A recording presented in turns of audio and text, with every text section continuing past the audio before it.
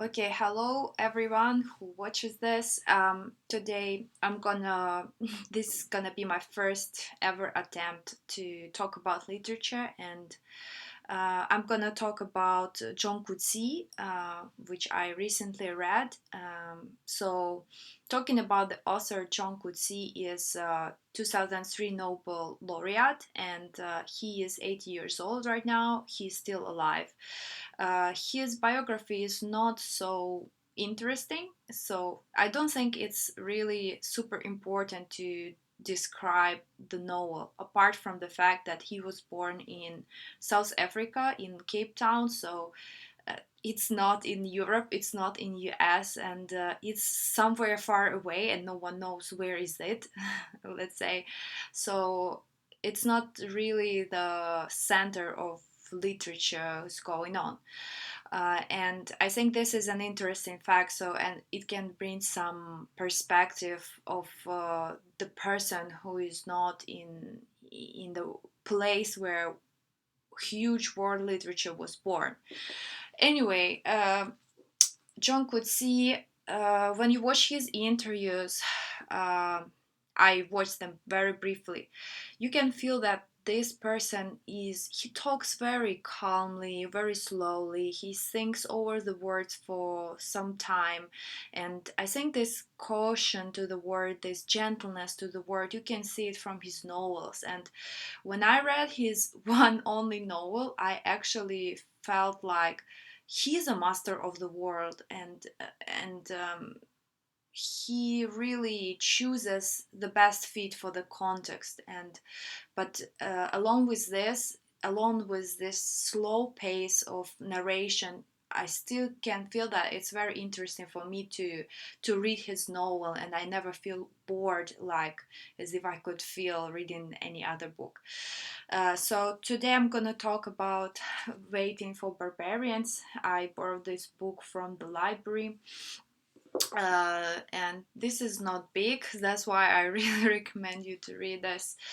Um, you also may heard about the movie that was released this year, maybe in the first half of the year, and I think the movie is good. But I will talk at the end of this video about the movie.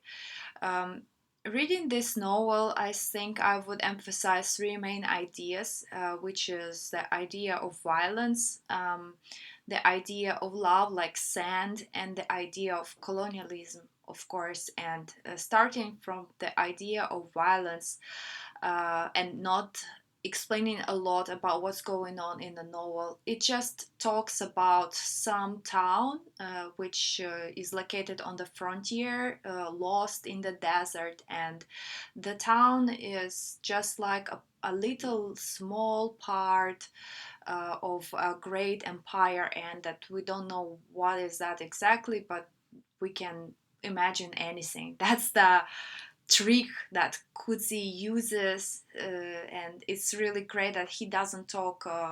He doesn't have this historical context, and he doesn't say when or who or where. He just creates this universal place, right? And so this frontier town is like an oasis, it's like a paradise on the earth. It's very calm. People live quietly and peacefully there because there are barbarians coming to this town to do some trade in certain part of the year. But the people who live in this frontier town, they live and they get along together with barbarians, so there are no problems. It's all peaceful. But of course, it has to change because because the novel has to go somewhere. So there is a main character, a magistrate who controls the town, and then there is a Colonel Joel who comes to the city to have some expedition, like because he has to explore this town and whether there are some violations from barbarians. He's looking for some threat from barbarians. He is suspicious and he has to actually find some problems that may be there. And of course, the Colonel Joel.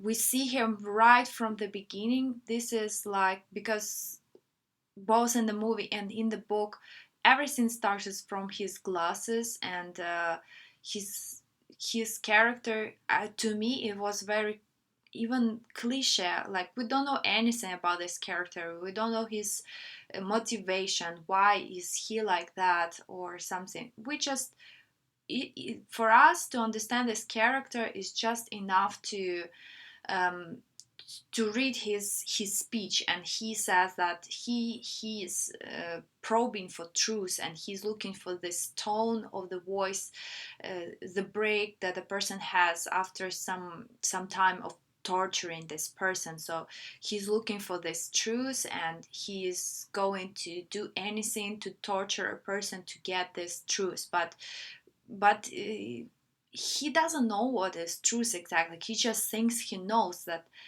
He just thinks he knows that person is telling the truth by some tone in his voice. But it's clear from when magistrates ask him, it's clear that that Colonel Joel just likes to torture people. He's like he loves violence. That's the purpose of his life. And I would relate this to some idea of banality of evil, as also Colonel Joel explains his cruelty and violence by just obeying to the orders, by just following the orders, and just being on his duty to torture people. But generally speaking, I think he just loves torturing and bringing pain to people. So I think, yeah, one of the ideas is that just there is some kind of unmotivated violence, the violence that comes from empire, that is the lever of empire or the system. And Colonel Joel is not the only character who has this kind of philosophy and purpose of life, right? There are so many other uh, clones of Colonel Joel that come and do the same thing in the name of the empire, but they are just this kind of people who are attracted to violence. And this is, we of course can see the contrast to magistrate, who I think presents some kind of common sense, and he doesn't understand why, he doesn't understand the motivation completely, why they need to ruin this peaceful spirit of the town, why they have to intrude and break everything in the name of the empire, let's say. Okay, but I will elaborate on this a little bit more further. Second, my favorite part is actually, as I said, love to the tortured body, or love to use love like sand. And I really like the scene created by the author when they went for the expedition, and there is a sandstorm, and they all are scared except the girl, because the girl, she just holds the horses, and even though she cannot walk, she is within the sand, and she feels very quietly talking to horses, and in her own nature, in her own how to say it, in her own spirit, I don't know. And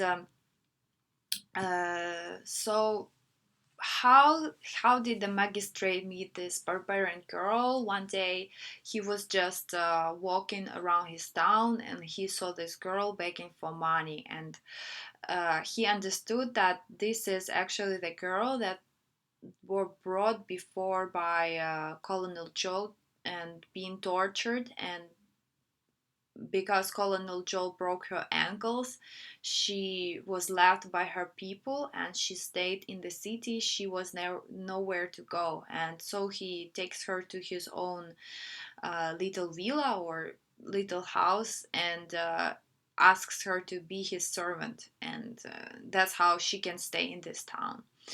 And of course, he falls in love with her, I would say, really very deeply, because yeah, magistrate is just this kind of person who is in his let's say 50s or maybe even older. I don't remember exactly the age, and he likes to visit young women, let's say, and he likes to have some intimate relationships, but nothing serious, like. But here he feels really very deep feelings to this girl. And mainly, why does he feel this? Because he feels empathy, feels pity to her, and he doesn't understand her body. Her injured body is like something that he doesn't understand, and he really wants to know, and maybe take this puzzle and try to understand the purpose, why she was tortured and why she's like that. So he even finds some kind of beauty in her broken legs, in taking care of her, in her burned eyes. And he asks about every detail in her body, why she got this. He takes really a good care of her body. He's extremely jealous to other people. He doesn't want to share her with other people. And um, I think this is really like some kind of very deep attraction he has to her. And I read a very interesting idea that actually Colonel Joel is um, implanting the marks of torture and reading the results of the proof of her guilt. And magistrate, he is reading the script that Joel written on her body. And the fact is that they both are reading her body, like Colonel Joel tries to read truth that doesn't exist, but the truth he wants to hear. And magistrate, he just wants to read her as like some kind of script that Joel left on her body, right? And this is like a wonderful description as for me, because first of all, I never honestly read something so very nice descriptions of intimate scenes, like he washes her legs, or some other things, like, and how he feels about her. It's just amazing scenes of him taking care of her and etc. I think this is the most beautiful intimate scenes I ever read. Secondly,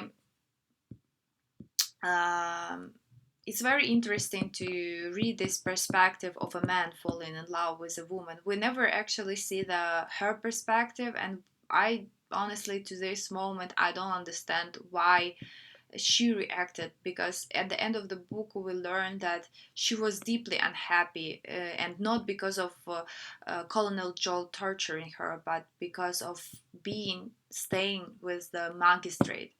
And I cannot explain this, because he takes such a good care, and finally he brings her to her own people, but she's still the most painful moment in her life was spent with him.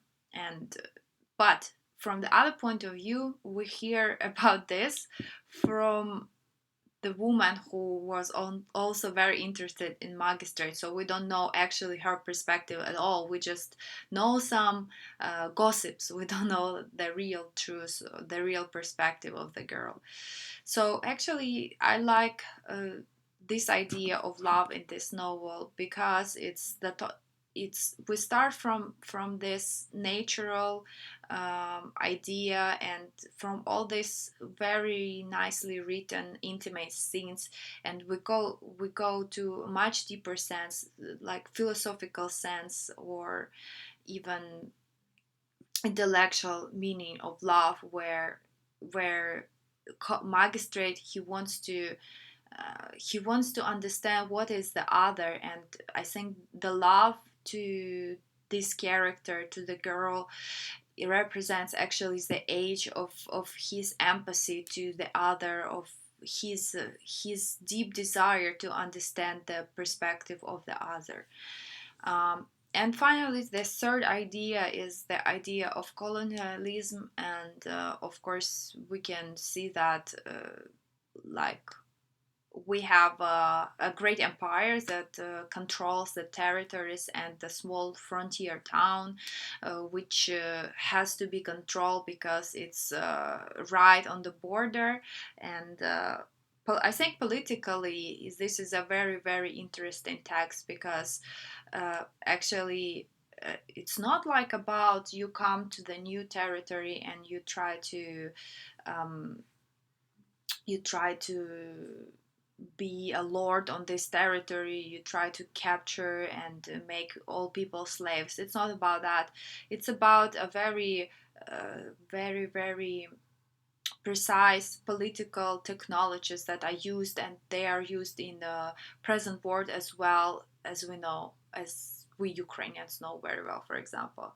But the thing is that Colonel Joel and his clones, they come to the frontier town and they try to represent some kind of outside threat that people, they never experienced. It was a simple, very peaceful town, but then someone comes and say there is a threat from barbarians. Barbarians are planning some kind of attack, so we have to go explore, we have to find this threat, and we have to torture people to know the truth.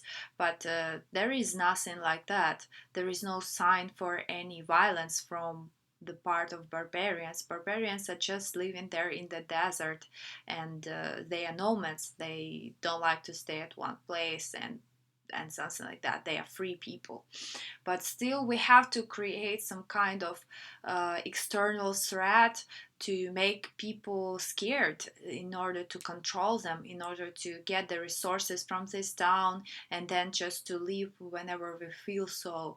And I think this is like a very like, but it, if you read about this, you are like magister, you don't understand why is it like this. And for me personally, I felt from the beginning that it's all wrong. What they are doing is wrong, and they are creating some reasons that do not really exist. But still, people of the town, they believe because these are some people who represent the empire, they are officials, so we cannot actually, we have to follow what they say. And in the end, we see that